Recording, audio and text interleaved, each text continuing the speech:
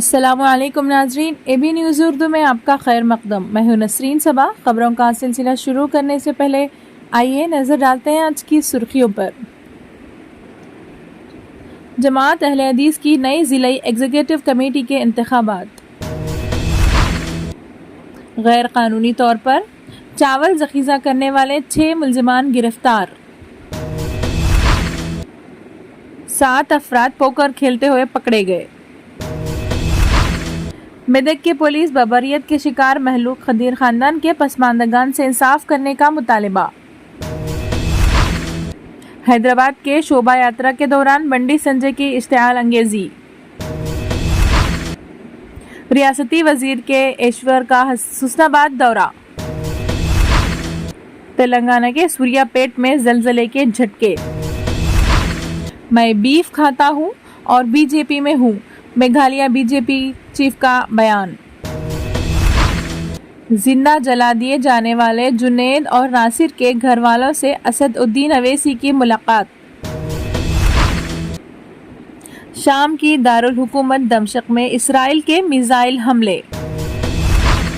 اب خبریں تفصیل سے۔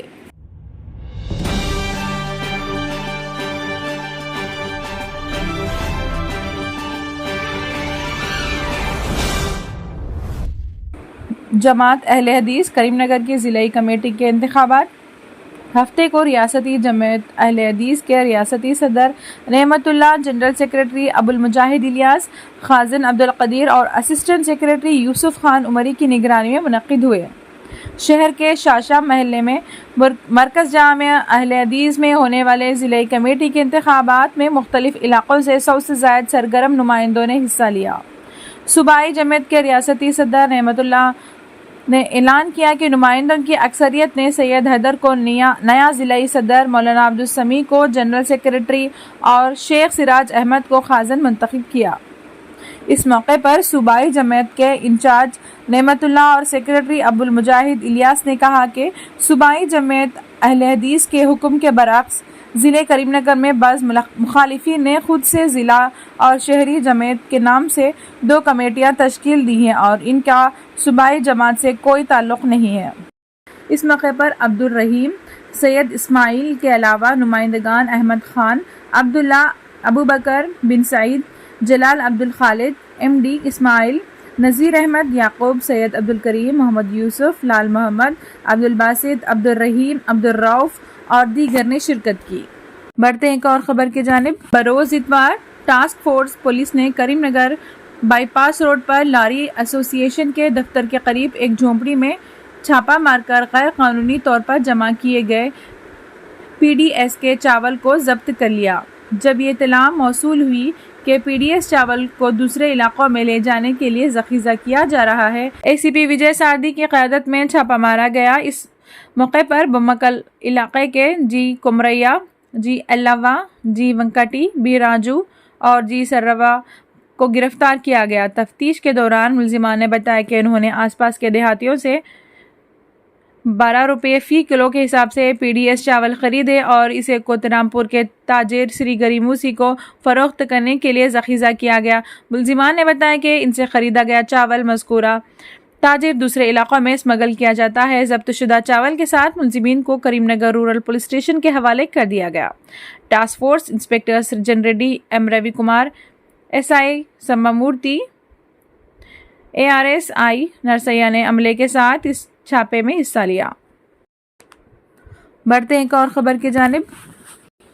بومکل بائی پاس روڈ کریم نگر پر لاری ایسوسی ایشن کے دفتر کے قریب ٹاسک فورس پولیس نے پوکر کھیلتے ہوئے 7 افراد کو پکڑ لیا۔ ان کے پاس سے 8,600 روپے ضبط کر لیے گئے۔ تفصیلات کے مطابق ٹاسک فورس کو موصول اطلاع پر ٹاسک فورس پولیس نے بائی پاس روڈ پر لاری ایسوسی ایشن کے دفتر کے قریب ایک کھیت میں چھاپہ مار کر پوکر کھیلنے والے 7 افراد اے لکشمی راجم، حسینی پورہ کے عظیم الدین راشد، ایم ڈی عظیم، درگما گڈا کے یونس، خانپورہ کے ایم ڈی ظہیر اور گنگا دھر کے ایم ملیشم کو پوکر کھیلتے ہوئے پکڑ لیا۔ بعد ازاں ان افراد کو Karimnagar rural police station کے حوالے کر دیا گیا۔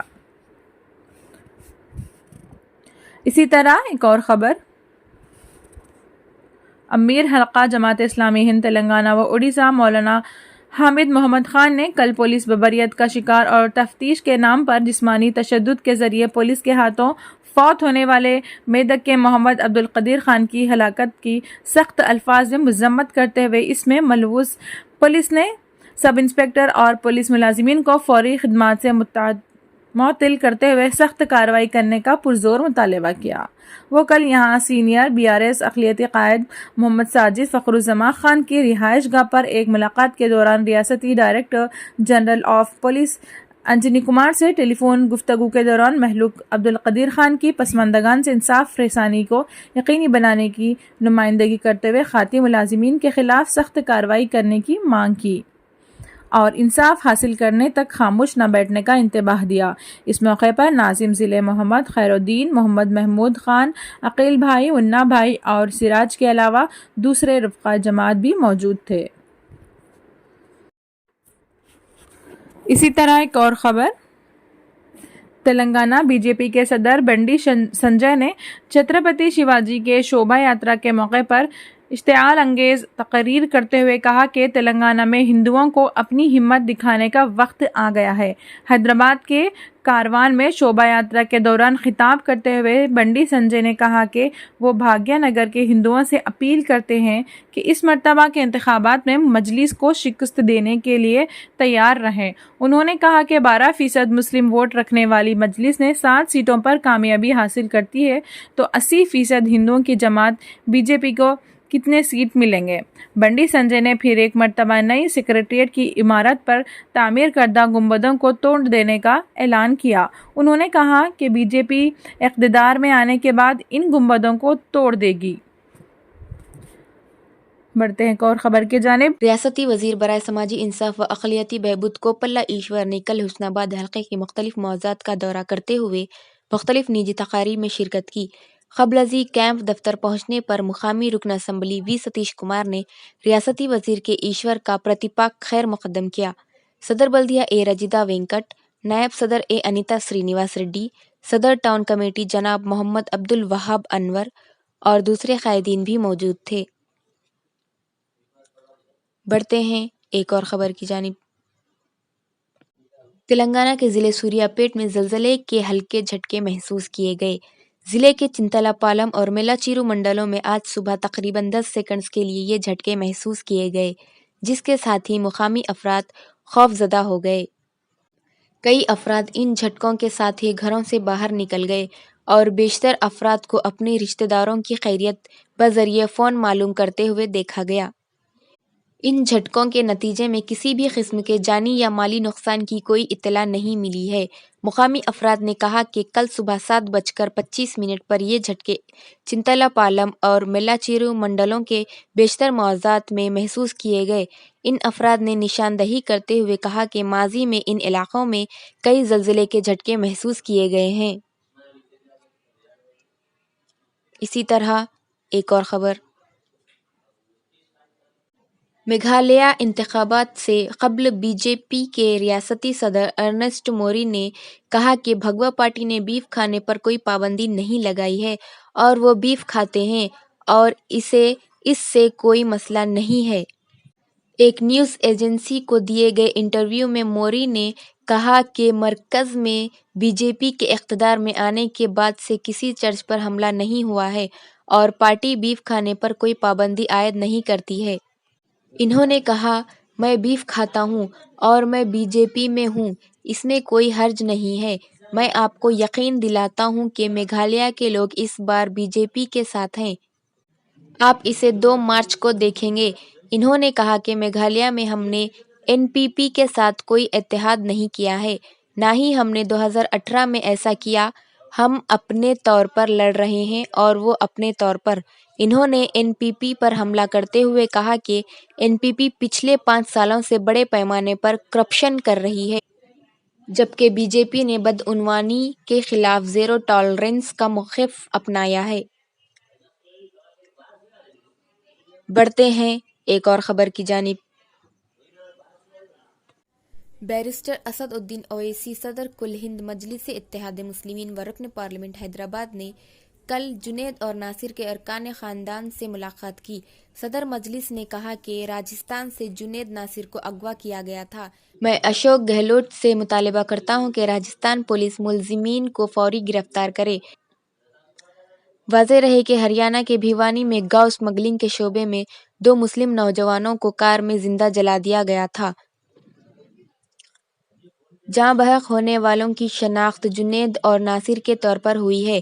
یہ دونوں راجستھان کے بھرت پور کے پہاڑی تھانے علاقے کے رہنے والے تھے۔ متوفی نوجوانوں کے ارکان خاندان نے الزام لگایا ہے کہ جنید اور ناصر دونوں کو راجستھان کے بھرت پور کے گوپال کھڑ سے اغوا کیا گیا تھا۔ 15 فروری کو انہوں نے اغوا کا مقدمہ بھی درج کرایا تھا۔ اہل خانہ کا الزام ہے کہ اغوا کنندگان نے پہلے دونوں کو مارا پیٹا اور پھر انہیں اغوا کیا اور گاڑی میں بٹھا کر ہریانہ کے بھیوانی میں گاڑی سمیت آگ لگا دی۔ اسد الدین اویسی نے اپنے ٹویٹ پیغام میں کہا، جنید ناصر کو پچھلے دنوں ہندوتوا کے جنونیوں نے قتل کیا تھا۔ آج مرحوم جنید کے گھر پہنچ کر ہم نے تعزیت پیش کی اور یقین دلایا کہ AIMIM اس نازک وقت میں متوفی کے خاندان کے ساتھ کھڑی ہے۔ اسی طرح ایک اور خبر، اسرائیل نے شام کے دارالحکومت دمشق پر میزائل حملے کیے۔ اتوار کی صبح دمشق کے رہائشی علاقوں پر میزائل حملے کیے گئے، جس کی وجہ سے 15 عام شہری ہلاک ہو گئے اور کئی زخمی ہوئے۔ شامی حکام نے بتایا کہ اسرائیلی حملوں میں رہائشی علاقوں کو نشانہ بنایا گیا۔ مقامی خبر رساں ایجنسیوں نے بتایا کہ 12:30 بجے کے قریب زوردار آوازیں سنی گئیں۔ واضح رہے کہ اس علاقے میں 2 ہفتے قبل ایک زبردست زلزلہ آیا تھا۔ قدرت کے قہر کی وجہ سے بہت سے لوگ لقمہ اجل بن چکے ہیں اور کل اسرائیلی حملوں میں کچھ اور لوگ بھی مارے گئے ہیں۔ اسرائیل حالیہ دنوں میں شام پر مسلسل حملے کر رہا ہے۔ حکام نے بتایا کہ میزائل ایرانی اڈوں کی حفاظت پر مامور سیکورٹی فورسز پر گرے اور رہائشی علاقوں پر بھی گرے، جس کے نتیجے میں عام شہری لقمہ اجل بن گئے۔ گزشتہ سال اگست 2022 میں اسرائیلی فوج نے شامی فوجی ہتھیاروں کے ایک ڈپو پر حملہ کیا تھا، جس کی وجہ سے ایک فوجی کیپٹن جاں بحق ہو گیا تھا۔ آخر میں ہم اس امید سے وداع لیتے ہیں کہ انشاءاللہ کل پھر ملاقات ہوگی۔